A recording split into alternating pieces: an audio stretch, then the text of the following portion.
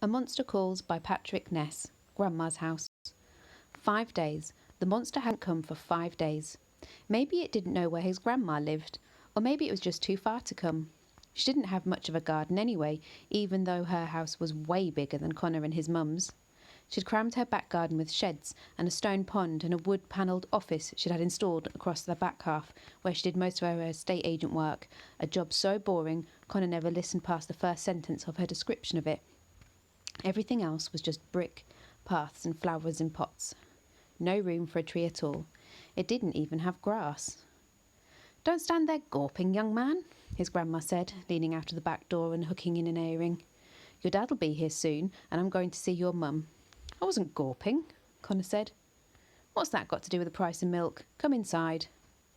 She vanished into the house, and he slowly trudged after her. It was Sunday, the day his father would be arriving from the airport. He would come here and pick Connor up. They'd go and see his mum, and they'd spend some father-son time together. Connor was almost certain this was code for another round of "we need to have a talk." His grandma wouldn't be there when his father arrived, which suited everyone. "Pick up your rucksack from the front hall, please," she said, stepping past him and grabbing her handbag. "No need for him to think I'm keeping you in a pigsty." "Not much chance of that," Connor muttered as he went to the hall mirror to check her lipstick. His grandma's house was cleaner than his mum's hospital room. Her cleaning lady, Marta, came on Wednesdays, but Connor didn't see why she bothered. His grandma would get up first thing in the morning to hoover, did laundry 4 times a week, and once cleaned the bath at midnight before going to bed. She wouldn't let dinner dishes touch the sink on their way to the dishwasher, once even taking a plate Connor was still eating from. "A woman my age, living alone," she said, at least once a day. "If I don't keep on top of things, who will?" She said it like a challenge, as if defying Connor to answer. She drove him to school, and he got there early every single day, even though it was 45 minutes' drive. She was also waiting for him every day after school when he left, taking them both straight to the hospital to see his mum. They'd stay for an hour or so, less if his mum was too tired to talk, which had happened twice out of the previous 5 days, and then go home to his grandma's house, where she'd make him do his homework while she ordered whatever takeaway they hadn't already eaten so far. It was like the time Connor and his mum had stayed in a bed and breakfast one summer in Cornwall, except cleaner and bossier. "Now, Connor," she said, slipping on her suit jacket. It was Sunday, but she didn't have any houses to show, so he wasn't sure why she was dressing up so much just to go to the hospital. He suspected it probably had something to do with making his dad feel uncomfortable. "Your dad may not notice how tired your mum's been getting, okay?" she said, "so we're going to have to work together and make sure he doesn't overstay his welcome." She checked herself in the mirror again and lowered her voice. "Not that that's been a problem." She turned, gave him a flash of starfish hand as a wave, and said, "Be good." The door clattered shut behind her. Connor was alone in her house. He went up to the guest room where he slept. His grandma kept calling it his room, but he only ever called it the guest room, which always made his grandmother shake her head and mumble to herself. What did she expect? It didn't look like his room. It didn't look like anybody's room, certainly not a boy's. The walls were bare white except for 3 different prints of sailing ships, which was probably as far as his grandma's thinking went towards what boys might like.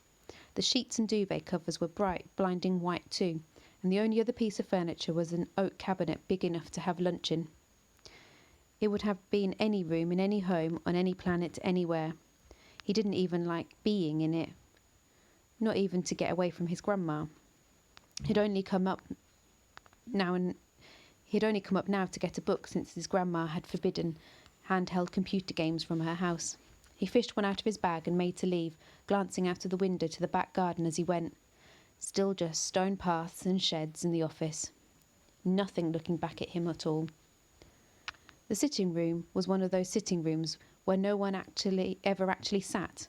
Connor wasn't allowed in there at any time, lest he smudged up the upholstery somehow. So of course this is where he went to read his book while he waited for his father. He slumped down on her settee, which had curved wooden legs so thin it looked like it was wearing high heels. There was a glass-fronted cabinet opposite, filled with plates on display stands, and teacups with so many curlicues it was a wonder you could drink from them without cutting your lips. Hanging over the mantelpiece was his grandma's prize clock, which no one but her could ever touch. Handed down from her own mother, Connor's grandma had threatened for years to take it on Antiques Roadshow to get it valued. It had a proper pendulum swinging underneath it, and it chimed too, every 15 minutes, loud enough to make you jump if you weren't expecting it. The whole room was like a museum of how people lived in the olden times. There wasn't even a television. That was in the kitchen and almost never switched on. He read. What else was there to do? He had hoped to talk to his father before he flew out, but what with the hospital visits and the time difference and the new wife's convenient migraines, he was just going to have to see him when he showed up, whenever that would be. Connor looked at the pendulum clock. 12:42, it said. It would chime in 3 minutes. 3 empty, quiet minutes. He realised he was actually nervous. It had been a long time since he'd seen his father in person and not just on Skype. Would he look different? Would Connor look different? And then there were the other questions. Why was he coming now? His mum didn't look great. Looked even worse after 5 days in hospital, but she was still hopeful about the new medicine she was being given. Christmas was still months away, and Connor's birthday was already past. So why now? He looked at the floor, the centre of which was covered in very expensive, very old-looking oval rug. He reached down and lifted up the edge of it, looking at the polished boards underneath. There was a knot in one of them. He ran his fingers over it, but the board was so old and smooth you couldn't tell the difference between the knot and the rest of it. Are you in there? Connor whispered. He jumped as the doorbell went. He scrambled up and out of the sitting room, feeling more excited than he'd thought he would. He opened the front door. There was his father, looking totally different, but exactly the same. Hey, son, his dad said, his voice bending in that weird way that America had started to shape it. Connor smiled wider than he had for at least a year.